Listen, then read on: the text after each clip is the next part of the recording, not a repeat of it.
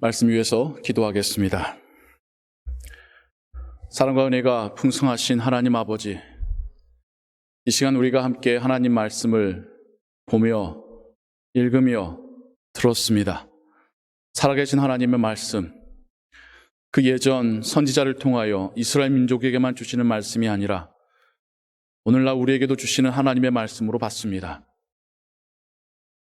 계속해서 이 말씀을 함께 나눌 때에 우리 안에 살아계신 성령 하나님께서 우리로 이 말씀을 깨닫게 하시고 또 깨달은 바에 순종할 수 있도록 도와주시옵소서. 오직 하나님께서 말씀하시고 하나님께서 영광 받으시기를 소원합니다. 예수 그리스도의 이름으로 기도하옵나이다. 아멘. 2022년이라고 하는 새해가 시작되었습니다. 2020년, 2021년, 그리고 지금까지도 계속되어지는 팬데믹의 상황 속에서 어김없이 해는 뜨고 시간은 흐르며 또 이 상황 속에서 하나님은 우리와 동행하시고 우리를 통해서 일하심을 믿습니다. 올 한 해에 저의 목회의 방향이자 또 우리 한빛교회의 또 사역의 방향성으로 기도하며 택한 성경 구절이 호세아 6장 1절에서 3절의 말씀입니다. 이 시간 여러분들과 함께 이 말씀을 듣고 또 생각하고 묵상하며 하나님께서 우리에게 은혜 주시기를, 오늘부터 시작된 2022년의 예배가 올해 마지막의 날에 그 예배까지 지속적이고 신실하신 하나님의 은혜로 우리에게 임하기를 소원하며 말씀 나눔 시작하겠습니다. 호세아 선지자가 사역했었던 당시의 배경을 호세아 1장 1절에서 이렇게 말합니다. 남유다는 우시야, 아하스, 히스기야로 이어지는 우리가 흔히 알고 있는 선왕들, 종교개혁의 왕들의 통치 기간에 북이스라엘은 여로보암 2세 때였다라고 성경이 말씀하고 있습니다. 여로보암 2세 때는 북이스라엘이 이제 아수르에 의하여서 곧 패망하기 직전의 때였습니다. 그 상황 속에서 하나님은 선지자 호세아를 부르셨고 곧 패망할지 모르는 북이스라엘 사람들을 향하여서 메시지를 전하게 하셨습니다. 그가 전한 메시지의 주요 두 가지 주제는, 첫 번째는 회개였고 두 번째는 사랑이었습니다. 회개하고 돌아오라. 그러면 하나님이 그 한량없는 사랑으로 용서하시고 회복하시리라. 하나님께서는 호세아 선지자가 특별히 가정의 그 결혼 생활을 통하여서 아픔을 겪게 하시고 그럼에도 불구하고 그 여인을 다시 돌아와 가정을 이루게 하심으로 하나님 아버지의 마음이 그러함을, 이스라엘 사람들을 바라보는 하나님의 아버지가 이런 심정이라는 것을 선지자의 삶을 통하여서도 말씀하셨지요. 그래서 그 누구보다도 가슴 절절하게 선지자 호세아는 이스라엘 민족을 향하여서도 하나님의 말씀을 선포하고 있습니다. 오늘 우리가 읽은 6장 1절에 이렇게 시작합니다. 오라 우리가 여호와께로 돌아가자. 여호와께로 돌아가자. 북이스라엘이 멸망하기 직전의 상황은 꽤 괜찮은 상황이었습니다. 경제적으로 풍요로웠던 때였고 그 말은 사회적으로도 안정된 때였다라는 것입니다. 여호와께로 돌아가자니요. 북이스라엘 사람들은 이해가 되지 않았을 겁니다. 자기들은 하나님을 떠난 적이 없으니까요. 본인들은 계속해서 하나님께 예배 드렸었고 제물을 바쳐왔었기 때문에 그들은 하나님께로 돌아가자라고 하는 선지자 호세아의 말이 잘 이해가 되지 않았을 것입니다. 또한 계속해서 이렇게 말합니다. 여호와께서 우리를 찢으셨으나 도로 낫게 하실 것이요 우리를 치셨으나 싸매어 주실 것임이라. 이 말의 전제는 하나님께서 치셨다라는 상황을 전제하고 있죠. 이것 또한 북이스라엘 사람들이 이해하기 어려운 말이었을 것입니다. 우리가 뭐 어때서? 지금 잘 지내고 있는데 뭐가 어때서? 여호와께로 돌아가자라고 했었던 호세아 선지자의 메시지는 당시 우상 숭배로 그 마음으로는 하나님을 떠나 있었던 이스라엘 민족을 향한 간절한 호소였습니다. 하나님을 믿었죠. 하나님을 알았고 하나님을 예배했지요. 그런데 바알과 아세라도 함께 섬겼던 것입니다.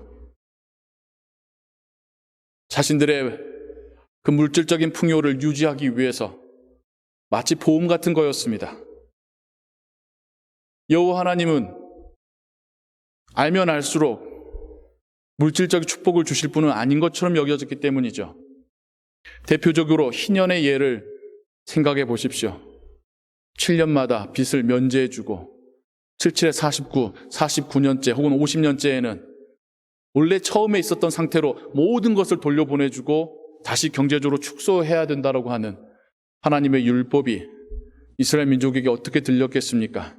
내가 어떻게 모은 돈인데, 내가 어떻게 벌어서 성공했는데 이걸 다시 돌려주란 말이야? 하나님께서는 선지자를 통하여서 물질적인 축복에 대하여서 강조하신 것이 그 당시의 우상들 바알과 아세라에 비하면 훨씬 적었습니다.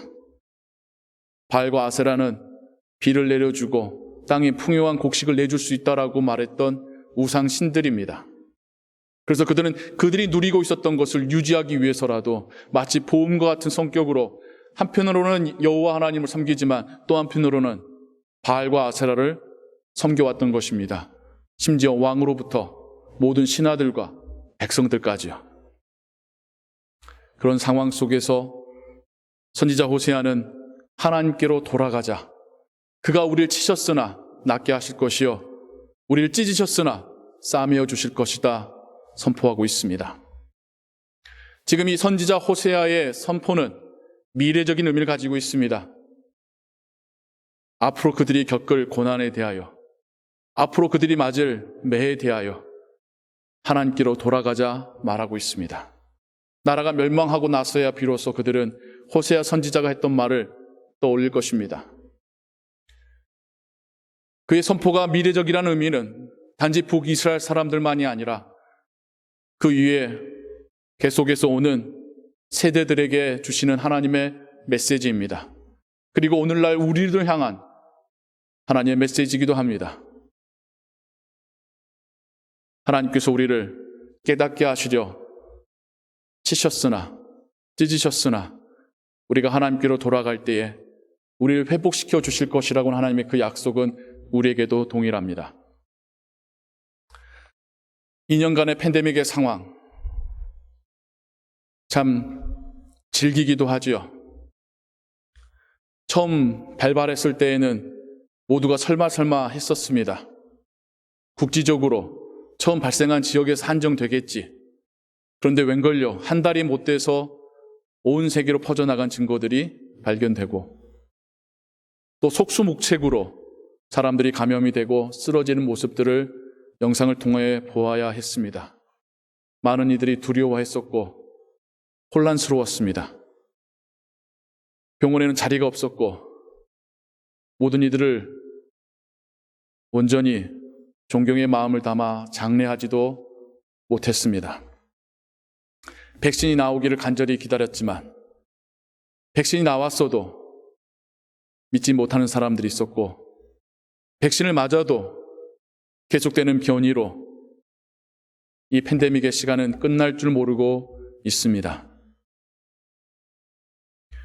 어디서 어떻게 어떤 목적으로 만들어졌는지 혹은 자연 발생됐는지 우리 평범한 사람들은 알 길이 없지요. 하지만 성경은 우리가 겪는 재난들, 기근과 지진과 가뭄과 질병들에 대해서 하나님께서는 우리에게 말씀하고 계시다라고 이야기합니다. 우리가 하나님께로 돌아오기를, 하나님을 깨닫기를, 전능하신 하나님께 의지하기를 촉구하시는 목소리라고 말씀합니다. 하나님께로 돌아가자라고 하는 이 메시지는 그 어느 때보다도 팬데믹의 시간을 보내고 있는 우리에게 꼭 들어야 될 하나님의 음성일 줄로 믿습니다. 계속해서 선지자가 말합니다. 여호와께서 이틀 후에 우리를 살리시며 제3일에 우리를 일으키시리니 우리가 그 앞에서 살리라. 그렇게 때리시고 찢으셨던 하나님이 회복시키실 때에는 또 이렇게나 신속하게 회복시켜 주실 것이라 말씀합니다. 하루 만에 사망에서 죽음으로 옮겨지고 또 하루 만에 자리를 털고 일어나게 될 것이라고 하는 선지자의 메시지는 하나님께서 작정하시고 우리를 회복시키실 때에는 분명하고 신속하게 일어날 것이라는 것을 약속하고 있습니다. 이건 단지 북이스라엘의 상황만이 아니라 3일 만에 부활하실 주님의 모습을 담고 있는 계시적인 예언이기도 하지요. 3일 만에 부활하신 주님으로 인하여 우리에게는 부활의 소망이 주어졌습니다. 주님처럼 우리도 죽음 가운데서 사망 가운데서 옮겨져 부활할 것을 이제는 믿고 있습니다. 아버지께로 돌아가 그 은혜 가운데 거하는 자들, 하나님과의 사랑의 관계를 회복한 자들은 부활의 확신을 갖게 됩니다. 호세 선지자의 외침은 오늘날 우리를 향한 하나님의 외침이기도 합니다. 북이스라엘처럼 지금 우리가 살고 있는 미국도 역사 속에서 이만한 강대국이 또 있었을까요? 이만큼 풍요를 누리는 또 나라가 또 있습니까? 그래서 우리도 이곳으로 이민 온 것 아닙니까? 하지만 우리가 살고 있는 이 땅과 이 시대도 북이스라엘 때처럼 우상 숭배의 땅이 또한 그 시대를 살아가고 있습니다. 돈이라고 하는 우상, 쾌락이라는 우상이 만연한 시대를 우리가 살아가고 있습니다. 이 시대 속에서 하나님께서 하나님의 자녀들에게 돌아오라 명령하시는 바가 우리는 큰 의미로 받아들여야 할 줄로 믿습니다. 우리의 소망은, 우리의 위로는, 우리의 평안은 이 세상에 있지 않고 하나님께 있습니다. 3절에 이어서 말합니다. 그러므로 우리가 여호와를 알자.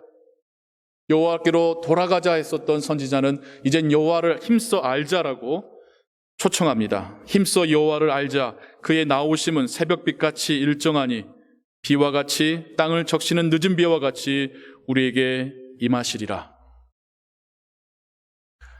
하나님께로 돌아가는 방법으로 하나님을 힘써 아는 것을 제시하고 있습니다. 북이스라엘이 하나님을 몰랐냐면 아니요, 알았습니다. 그들은 알고 있다라고 생각했었습니다. 그들이 알고 있던 하나님은 자기들이 원하는 하나님의 모습이었습니다. 자신들이 원하는 그 모습에 하나님을 대입시켰던 것이죠. 자기들 원하는 대로 하나님을 알고 있었습니다. 선지자는 하나님을 힘써 알자, 올바르게 알자 초청하고 있습니다.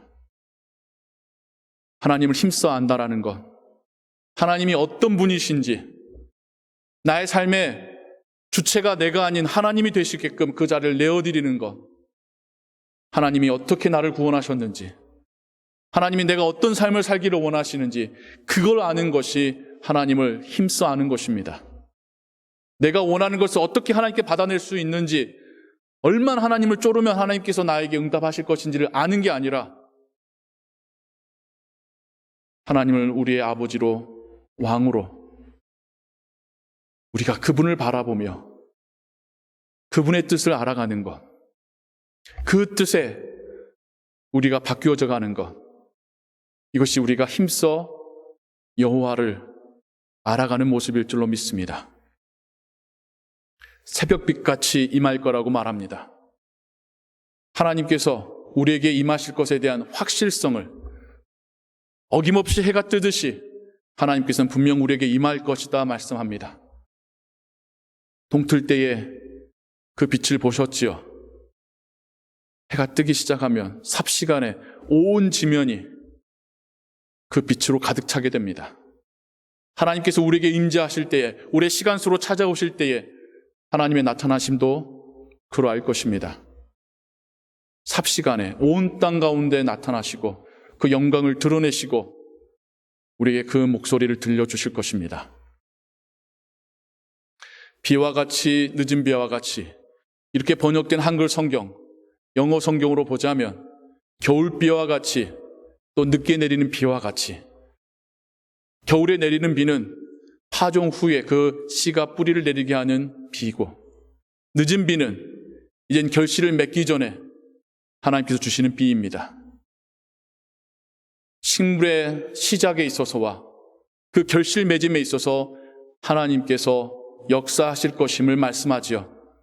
이거는 마치 이 세상을 창조하신 하나님께서 마지막 날에 임재하시어 모든 세상으로부터, 그리고 우리로부터 열매를 받으실 것에 대한 상징적인 의미를 또한 내포하고 있습니다.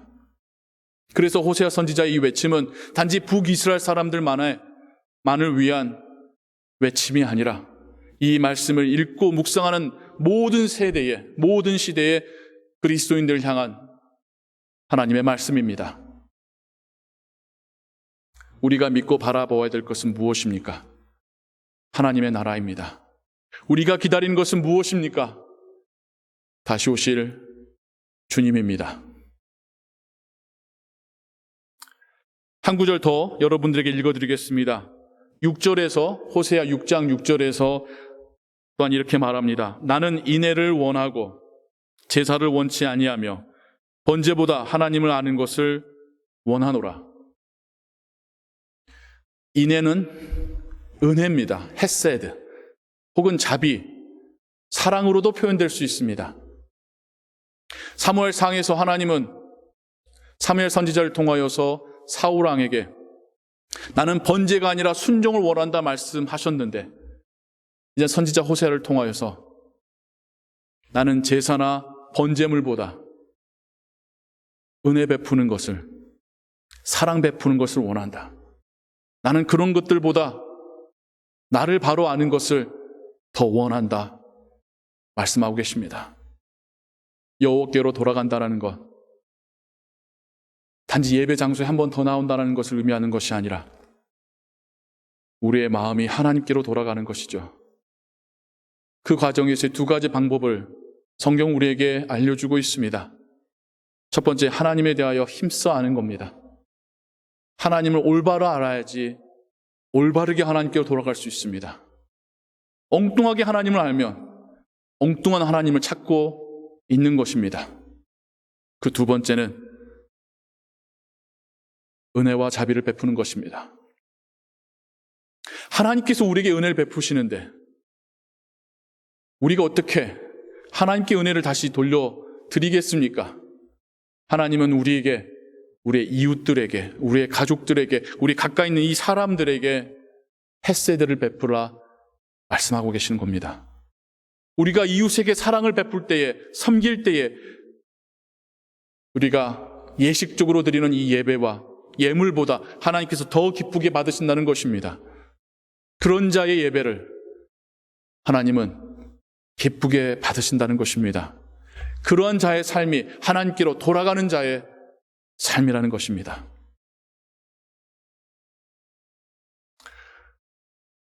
표어는 교회의 사역의 방향이지만 더 본질적으로는, 1차원적으로는 목회자로서 제가 어떻게 제가 섬기는 성도님들을 섬길까에 대한 고민이고 또 방향이지요. 2022년 저는 여러분들이 하나님께로 돌아가는 해가 되기를 소원합니다.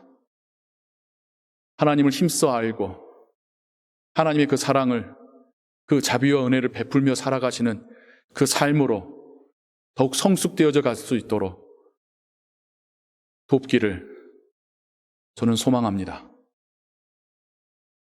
제가 목회하는 것이 교회의 본질이 아니라 여러분들이 변해가는 것, 여러분들이 주님을 닮아가는 것, 여러분들이 하나님의 은혜로 평안해지고 감사해지고 세상을 나가여 용기 있게 하나님의 나라를 보여줄 수 있는 것, 그게 교회의 본질이고 사역의 핵심이겠죠. 올 한 해 여러분들과 함께 힘써 여호와 하나님을 알아가는 해가 되기를 소망합니다. 어떤 하나님이신지, 어떻게 우리를 구원하셨는지, 우리에게 어떤 삶을 기대하시는지, 지금 우리에게 임하는 하나님의 은혜는 무엇인지, 종종 예전에는 가슴이 뜨거웠었는데 요즘에는 예전 같지 않아요 하는 분들을 만나곤 합니다. 그분들을 돕고 싶습니다. 여러분 모두를 돕고 싶습니다. 우리들의 마음이 다시 뜨거워질 수 있기를. 그것이 무엇일지, 교회의 프로그램으로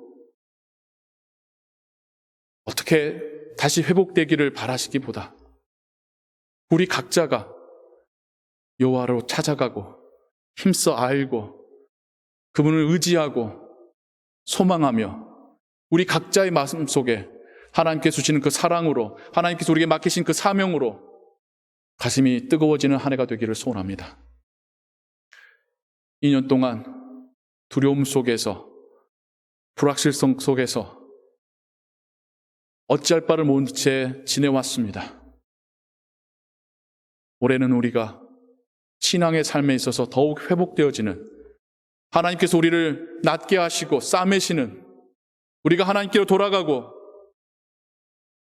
하나님의 사랑을, 그 자비를 세상 가운데 보여줄 수 있는 역동적인 해가 되기를 소원합니다. 두 번째로 저는 여러분들을 돕고 싶습니다. 여러분들 마음 안에 있는 하나님께서 주신 그 사랑이 더 빛을 발하며 드러나기를, 더 여러분들의 가정을 사랑하게 되시기를, 더 여러분들의 이웃들을 사랑하게 되시기를, 더 하나님께서 사랑하시고 바라보고 계신 이 세상을, 이 세상의 수많은 잃어버린 영혼들을 사랑하게 되시는 한 해 되기를 저는 여러분들을 돕고 싶습니다. 우리가 함께 하나님을 알아가고 하나님의 그 자비와 은혜를 세상 가운데 보여줄 수 있는 올 한 해가 되기를 주님의 이름으로 축원합니다. 기도하겠습니다. 사랑과 은혜가 풍성하신 하나님 아버지, 선지자의 절절한 외침을 오늘 우리가 듣습니다. 우리를 향하신 하나님의 말씀으로 듣습니다. 여호와께로 돌아오라. 힘써 여호와를 알라. 힘써 그 사랑과 자비를 베풀라. 올 한 해 우리가 더욱 이 말씀 붙잡고 나아가기를 원합니다. 더욱 하나님을 알기를 원합니다. 더욱 하나님의 그 사랑으로 살기를 원합니다. 우리를 도우시옵소서. 우리를 통하여 일하시옵소서. 우리를 통하여 영광 받으시옵소서. 모든 것 주께 의지하오며 주 예수 그리스도의 이름으로 기도하옵나이다. 아멘.